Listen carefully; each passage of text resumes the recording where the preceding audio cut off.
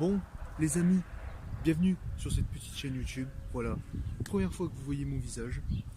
Aujourd'hui, petite vidéo pour parler de couteaux. Voilà, plus une petite surprise que normalement vous avez vu dans le titre. Histoire de faire les présentations vite fait, je m'appelle Antoine, j'ai eu 18 ans en juillet dernier. J'ai donc l'âge légal d'acheter et de posséder tout ce que je vais vous montrer dans cette vidéo. Voilà, ce qu'il faut savoir, c'est que j'ai eu des grandes inspirations sur YouTube, notamment un YouTuber qui commence à se faire connaître, MattPNA, pour ceux qui connaissent, voilà. Donc c'est lui qui m'inspire beaucoup et qui va beaucoup inspirer le contenu sur cette chaîne.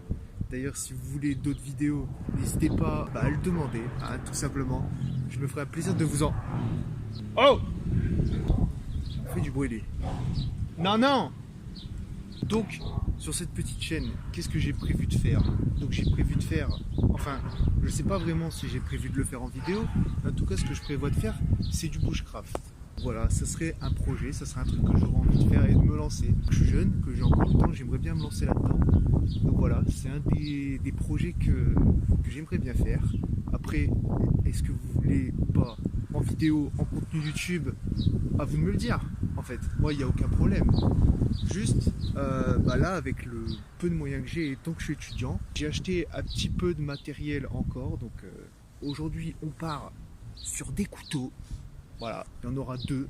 Il y en aura un petit et un assez grand. Un peu comme ma... Enfin bref, c'est parti. Premier couteau que j'ai à vous présenter. Voilà. Donc il y aura des plans de coupe au montage, bien évidemment.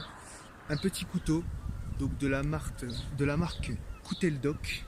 Donc je le trouve vraiment assez beau, la pochette, avec la petite bande derrière, hein, pour accrocher à la ceinture. Il est refermé, donc si on le renverse, il peut pas vraiment se barrer. Donc voilà, ouverture très simple avec un bouton. Voilà, pliable bien sûr. Assez solide, hein. Je ne l'ai pas encore testé sur le terrain, donc je peux pas vous dire si je le recommande ou pas. Mais en tout cas, il est très très beau. La lame, voilà, assez simple, hein. C'est un couteau basique celui-là. Donc celui-là, je pourrais pas vous dire, enfin si, je l'ai trouvé sur un marché, mais je pourrais pas vous donner la référence exacte si jamais vous voulez retrouver le même. Dans tous les cas, si vous voulez plus d'infos sur des couteaux, allez sur la chaîne justement de MattPNA, qui en présente pas mal et qui s'y prend vraiment bien. Non. Ensuite, on va passer au plus gros. Celui-là, j'ai plus d'informations dessus parce que je pourrais vous le mettre dans la description, évidemment, parce que celui-là, vous pourrez le retrouver sur internet. Celui-ci, je l'ai acheté en armurerie, voilà, sur Abbeville. Un petit couteau de la marque Herberts. Donc voilà, n'hésitez pas à me reprendre si jamais je fais des fautes, si jamais il y a besoin de correction ou quoi, n'hésitez pas. D'ailleurs, c'est ma première vidéo dans ce format-là, donc c'est normal qu'elle ne soit pas parfaite, évidemment. Donc voilà. Donc, petit couteau, voilà, avec son étui en cuir très très beau, avec des surpiqûres rouges, qu'une petite sangle pour le tenir. Donc il tient tout de même assez bien, même s'il descend quand même un peu, faut faire gaffe. Avec bien sûr de quoi l'attacher à la ceinture, donc tout en cuir, voilà. Avec ici le petit Fire Steel qui va avec. Le voici. Donc c'est un couteau, c'est une machette, donc avec le manche en cerisier et la lame en acier, du acier en 420 je crois. Je sais pas exactement ce que ça veut dire, c'est sur le site, vous pourrez aller voir ça par vous-même. La lame est à 90, parfait pour frotter avec le Fire Steel. Il coupe vraiment bien. Je sais pas trop ce qu'il vaut sur le terrain, vu que je ne suis pas encore allé. Mais apparemment il fait assez bien le taf. C'est un excellent couteau, enfin plutôt une machette. Mais bon, moi je le trouve vraiment stylé. Bien sûr, vous aurez toujours des plans de coupe au montage, hein. C'est normal. C'est normal. On est où là pour cette dernière partie? La partie finale. Finalement, qu'est-ce qu'il y a? Il y a tout simplement des plombs. Une réplique à plomb. Des choses simples.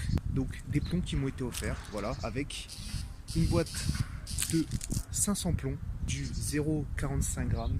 Je mettrai l'adresse de l'armurerie dans la description, voilà, une espèce de pub gratuite parce que bien évidemment que je l'ai payé, hein, vous doutez bien. Donc c'est parti. Donc à l'intérieur, qu'est-ce qu'on a?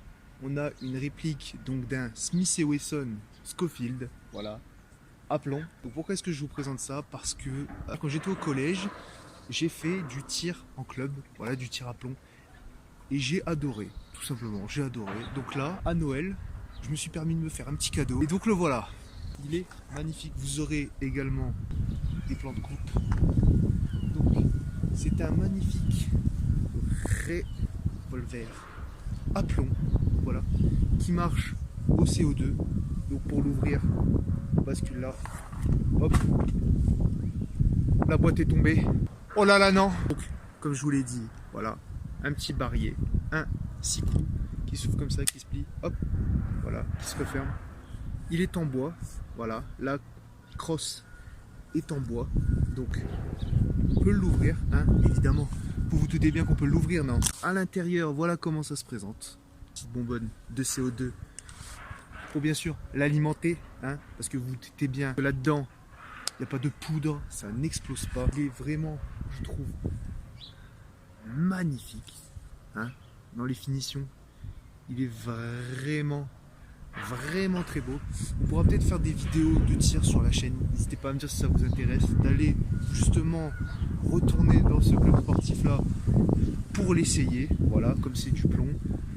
Donc il est vraiment super beau. Il est lourd, hein.